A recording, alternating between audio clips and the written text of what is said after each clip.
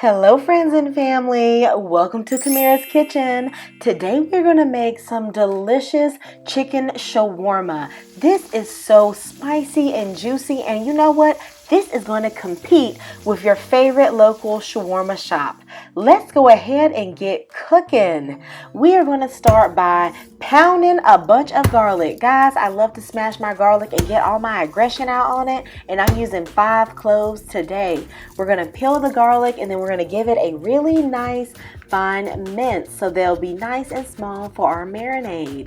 Then we're going to slice half of a large red onion into thin slices. This is going to caramelize with our chicken, but feel free to use one whole onion if you like a lot of onion. I actually wished I had used a whole onion after I did it because the caramelized onion was really good. Now for all our spices, I will list them in the description box, but we're going to be using coriander, cumin, cayenne peppers, sumac, turmeric, paprika, and just a lot of lovely spices. Now do not be intimidated by the amount of spices in this recipe. You might be tempted to say, oh, girl, I ain't gonna do this. Too many spices for me. Hold up now, hold up. Okay, a lot of these spices you will use again in other recipes. So you know what? I would invest. And you know what? If you don't have one or two, I'd still make it anyway because it's so good. Here are all our spices, and in the description box, I'll give you the exact quantities. We're gonna be using these to marinate our chicken in and just give a lovely flavor. I have 3 pounds of boneless, skinless chicken thighs. Of course, you can use the breast, but y'all know how I feel about the breast, okay?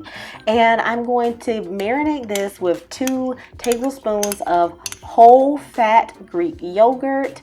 I'm also going to use all that garlic that we put in there, and I'm going to toss in all of my onion. I also swirled in a little bit of olive oil off camera. Here are all our spices, and I'm putting all of them in. They just smell super amazing. And I'm going to put in the juice of half of a lemon. I'm putting my fingers like that at the bottom so that I can catch any seeds that might fall down. If you've not tried that technique for squeezing lemons, try it and tell me how you like it. I'm going to mix everything together, and I'm going to make sure I just work and massage the spices into this chicken, honey. Okay, if you want to know how long you should massage your chicken, you should feel a little bit like, you done violated the chicken after you done mix all them spices in, because you got to rub it down. These spices got to get in every crook and cranny of this chicken.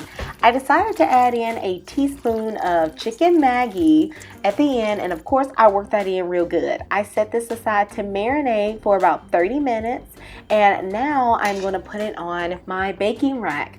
I like to do this to my chicken. I prefer to broil it instead of doing it in a skillet, because I find that if I do it in the skillet, all the spices stick to the pan and I have to keep washing the skillet over and over again so the spices don't burn, and I just don't like doing that. So I think this is a lot faster. I'm going to broil this in the oven for a total of 20 minutes. Halfway through, of course, I'm going to flip it over and I'm going to baste the chicken with the chicken juices. And you're going to find that you're going to have a really tender, slightly charred chicken. Here is my chicken after it's been flipped and basted, and it just looks so juicy. Do you see all those little char bits? That is like flavor packed in those char bits. It's all the spices. It got a little toasted. Okay, and here I am showing you how I basted my chicken to help it taste super juicy. And if you want to give it that classic chicken shawarma charred taste, the best thing to do is to take this and cut it into little pieces, just like the shawarma shops.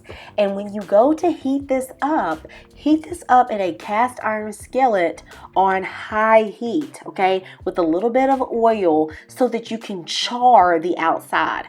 By doing it this way, you're going to get that little smoky char grill flavor, and it's going to heat up really well, but you're not going to lose all the spices in the pan.